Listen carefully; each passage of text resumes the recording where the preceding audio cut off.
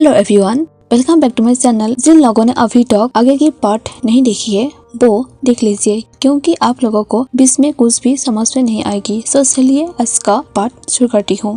When केजिंग बहुत दिनों के लिए फिर से बेहोश हो गया था और जो जीसू उसके ऐसे हालत नहीं देख पा रहा था। कभी कभी वेन केजिंग अपनी आंखें खोलते हैं और बाहर चले जाते हैं, लेकिन किसी को भी वो पहचान नहीं पाता है। जब जो जीसू उसे पूछता है तुम्हें क्या हुआ लावेन, तब वेन केजिंग किसी को कुछ नहीं बोलता है, बस सबको अजीब तरीके से देख रहे होते हैं और फिर बेहोश हो जाता है। जो जीसू उसके हरकतों से निराश हो रहा था। वेन केजिंग के हालतों को देखकर जो जीसू कहता है कि और मैं यह सब सहन नहीं कर सकता हूँ। ऐसे कहकर वो दर्द से चिल्लाया और दरवाजे के सखत पर मक्का मारा। वेन केजिंग से कहा मुझे माफ कर देना। ऐसे कहकर वो कमरे से बाहर चला गया। वेन केजिंग 3 महीने ऐसे ही रहे, मतलब बेहोश में रहते हैं और कभी कभी वो अपनी आंखें खोलते हैं, लेकिन किसी को भी पहचान नहीं पाता है। 3 महीने के बाद वो हमेशा की तरह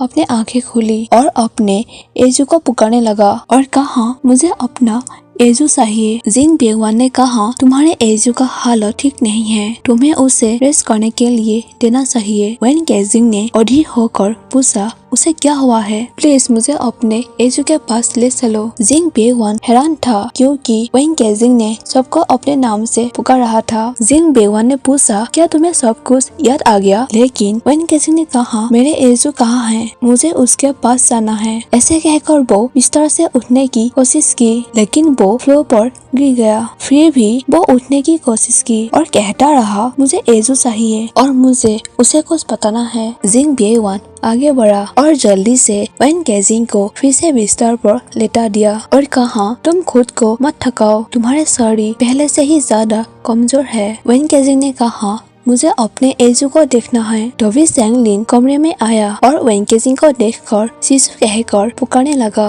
और उसे पीने के लिए पानी दिया। वेन केजिंग ने पानी पिया और मुस्कुराते हुए सेंगलिन से पूछा सेंगलिन क्या तुम मुझसे याद करते हो, तुम मुझे अपने शिफू के पास ले चलो। तुम्हारे शिफू कहाँ है? सेंगलिन ने कहा शिफू सो रहा है, उसके ऊर्जा खत्म हो गया है और उसकी तबीयत भी ठीक नहीं है, शिफू बहुत कमजोर है। वेन केजिंग यह सुनकर सोच में पड़ गई और पूछने लगा पर क्यों, उसे क्या हुआ है? सेंगलिन ने कहा आपको ठीक करने के लिए वो हर दिन बिना रुके वो अपने ऊर्जा शक्ति को आपके ऊपर प्रयोग किया। वो हर दिन आपको जगाने की पूरी कोशिश की और वो खुद के ख्याल रखने के लिए भी भूल गया था, सिर्फ अपने सारे ऊर्जा आपको दे दिया। अंत में वो बेहोश हो गया और मैं उसे बिस्तर पर लेटा दिया, पर आपको भी आराम करने की जरूरत है। वेन केजिंग ने कहा नहीं। ऐसे कहकर वो सेंगलिन के सहारे उठने की कोशिश की और कहा वो मेरे कारण दर्द सह रहा है और वो मेरे लिए इतने साल प्रतीक्षा करते रहा,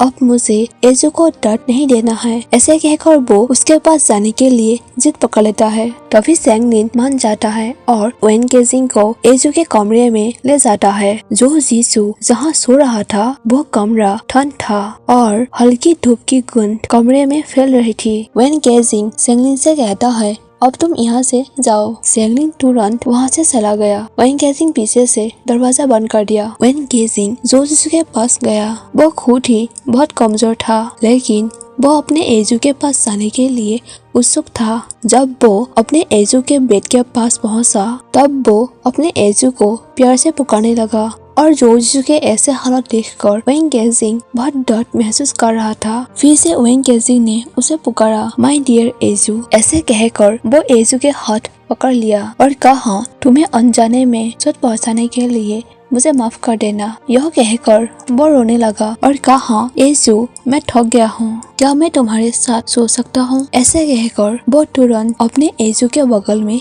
लेट गया और एजू को कसकर पकड़ लिया और कहा और मुझे खुशी है कि तुमने मुझे ढूंढ लिया और मुझे वापस अपने पास ले आया। जब मैं अकेला था मुझे कुछ भी याद नहीं था, फिर भी तुम मेरे साथ रहे और हमेशा सपोर्ट किया। ऐसे कहकर वेन केजिंग एजू के बॉडी के ऊपर लेट गया और उसके गालों को सहलाने लगा और कहा एजू तुम मेरे घर हो। जो जीसू ने अपने शरीर पर गर्म महसूस किया और उसे वो टास जाने पहचाने लगी, इसीलिए वो जाग रहा था, लेकिन अपने आंखें खोलने की हिम्मत नहीं किया क्योंकि उसे लगा कि यह शायद सपना है, क्योंकि वो हमेशा वेन केजिंग को अपने बगल में सोते हुए पाया था जो उसका भ्रम हुआ करता था। ऐसे सोचते हुए जो जीसू अपने आंखें बंद करते हुए सोते रहे, लेकिन वो सोचना बंद नहीं कर पाया। जो जीसू सोचता है मैं हमेशा की तरह आंखें खोलूंगी तो वेन केजिंग गायब हो जाएगा। कुछ देर के बाद वो अपने आंखें खोलने का फैसला किया, लेकिन जब वो अपने आंखें खोला तो भी वो अपने सामने वेन केजिंग को देखा कि वेन केजिंग उसके आंखों में देख रहे थे। दोनों के बीच आई कांटेक्ट होते हैं, लेकिन जो जीसू ने उसे अपने से अलग करके बेड पर बैठ गया और वेन केजिंग ने उसे कसकर पकड़ लिया और फिर से बेड पर लेटा दिया, जहां वेन केजिंग ने जो जीसू को कसकर पकड़ते रहे। जो जीसू सोचता है कि यह एक अद्भुत सपना है। तभी वेन केजिंग ने पूछा, क्या तुम्हें अभी भी याद है कि हम दोनों साथ कैसे सोते थे? जो जीसू ने सिर हिलाया, लेकिन सोचता है कि मुझे फिर से भ्रम हो रहा है, क्योंकि लावेन यहाँ पर कैसे हो सकता है और मैं फिर से भ्रम में नहीं जी सकता हूँ, क्योंकि ये सब मेरे लिए बहुत दर्दनाक होता है। फिर भी जो जीसू वेन केजिंग से पूछा, लावेन तुम मुझे बताओ, आज तुम मुझे कैसे सोच पहुँचाओगे? मैं तुम्हारे लिए तरसता हूँ। मुझे हर तरफ तुम ही देखने लगते हो, जो मेरे ही भ्रम होता है। जब भ्रम टूट जाता है तब मेरे दिल भी टूट जाते हैं। कभी कभी तो तुम्हारे साथ बिताए हुए यादों ने मुझे दर्द ही देता है। यह कहकर जो जीसू ने वेन केजिंग के माथे पर किस किया और कहा, हाँ मुझे तकलीफ होता है, फिर भी मैं बस इतना ही चाहता हूँ कि तुम सलामत रहो। तुम जितना चाहते हो मुझे चोट पहुँचा सकते हो। यह कहकर वो सामने रहे वेन केजिंग को भ्रम समझकर वहीं छोड़कर चला जाता है। फिर वो जिंग बेवान और उंजी के पास बात करने के लिए जाते हैं। जिंग बेवान ने कहा कि वेन केजिंग 5 दिन पहले ही होश में आ गया था और वो 5 दिन से ही तुम्हारे साथ ही है और वो इन 5 दिनों तुम्हारे साथ ही सो रहा है। ये सुनकर जो जीसू हैरान होकर पूछा, क्या वो जाग गया? जिंग बेवान ने कहा, हाँ वो तुमसे मिलने के लिए जिद की, इसीलिए सेंगलिन ने उसे तुम्हारे पास ले गया और तब से ही तुम दोनों साथी हो। ऐसे ही जिंग बेवान ने उसे सभी बातें बताया और जो जीसू अपने लावेन के पास तुरंत चला गया, जहाँ वो उसे छोड़कर आया था। वो तीनों वेन केजिंग के कमरे में पहुँचे, तभी वेन केजिंग सो रहा था। जो जीसू वेन केजिंग से कहता है, लावेन मैं तुम्हारे पास आया हूँ, क्या तुम अभी भी सोते रहोगे? अपनी एजू को नहीं पुकारोगे? तुम अभी सो कैसे सकते हो? तभी उजी वेन केजिंग के प्लस को सेट किया और कहा, यह तो असंभव है। यह सुनकर जो जीसू ने हैरान होकर पूछा, क्या हुआ? क्या लावेन की तबीयत फिर से खराब हो गया? उजी ने कहा, नहीं बिल्कुल नहीं, उसका मेरिडियन पहले से ही बहुत बेहतर है। जो जीसू ने पूछा, पर कैसे? उजी ने कहा, क्योंकि तुम 3 महीने से उसे ठीक करने के लिए अपने सारे ऊर्जा उस पर दे रहे थे। जो जीसू तुरंत खुश हो गया था, क्योंकि लावेन के मेरिडियन पहले से ही ठीक हो रहा था। उतने में वेन केजिंग नींद में ही एजू को पुकारा और कहते रहा, एजू हम। वो एक बच्चे की तरह नींद में ही पुटपुटाता रहा। जो जीसू वेन केजिंग के पास बैठ गया और जिंग बेवान और उजी से कहा, तुम लोग मुझे अपने लावेन के साथ अकेला छोड़ दो। यह सुनकर ही जिंग बेवान और उजी वहाँ से चला जाता है। जो जीसू अपने लावेन को पुकारते रहे, वो बहुत खुश था। जो जीसू वेन केजिंग से कहा, मेरे लावेन, इससे कोई फर्क नहीं पड़ता कि तुम मुझे याद करते हो या नहीं। यदि तुम मुझे डांट भी दो तो भी मुझे कोई फर्क नहीं पड़ेगा, चाहे तुम मुझे भूल ही क्यों ना जाओ। ऐसे कहकर वेन केजिंग के फेस पर टच किया। जो जीसू वेन केजिंग के हाथ को कसकर पकड़ लिया। तभी वेन केजिंग ने अपनी आंखें खोली और वो मुस्कुराते हुए अपने एजू के हाथ को पकड़ लिया और कहा, मैं इतने साल तुम्हें जाने अनजाने में बहुत चोट पहुंचाई है।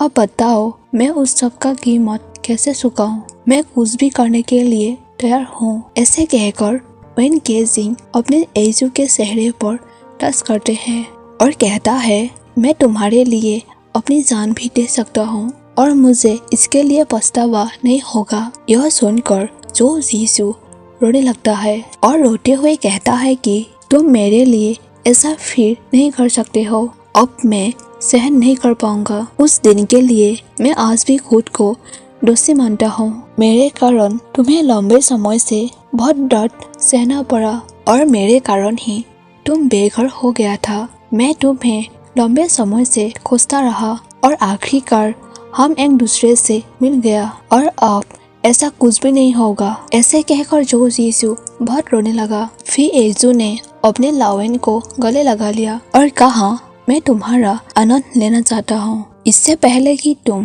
फिर से बाहर निकलो और मुझे भूल जाओ। यह कहकर वो फिर से रोने लगा। वेन केजिंग ने अपने यीशु को ऐसे हालत में देखकर बहुत दुखी हो गया था और वो अपने यीशु से कहने लगा, मुझे सब कुछ याद है और मैं अभी तुम्हारे पास हूँ। मैं कुछ भी नहीं भूलूंगा। पर जो यीशु रोना बंद नहीं किया और लावेन से कहा, तुम सिर्फ एक याद बताओ लावेन, जो हमारे बीच हुआ था। तब मुझे भरोसा होगा कि तुम्हें सब कुछ याद आ गया। ऐसे कहकर जो यीशु खड़े हो जाते हैं और वेन केजिंग के तरफ नहीं देखते हैं।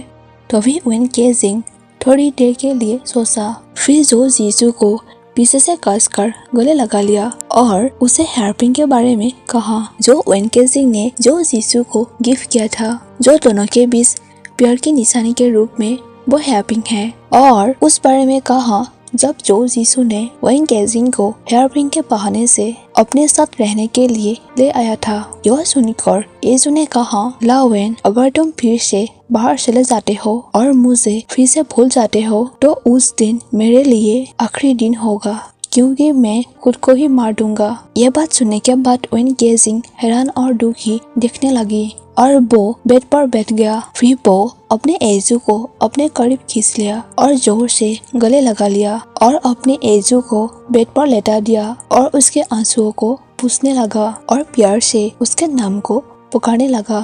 फिर अपने यीशु के होठों पर किस किया और कहा, तुम नहीं मर सकते हो। गाइस, मैं आज का पार्ट यहीं पर खत्म कर देती हूँ और नेक्स्ट पार्ट मैं जल्दी ही शेयर कर दूंगी।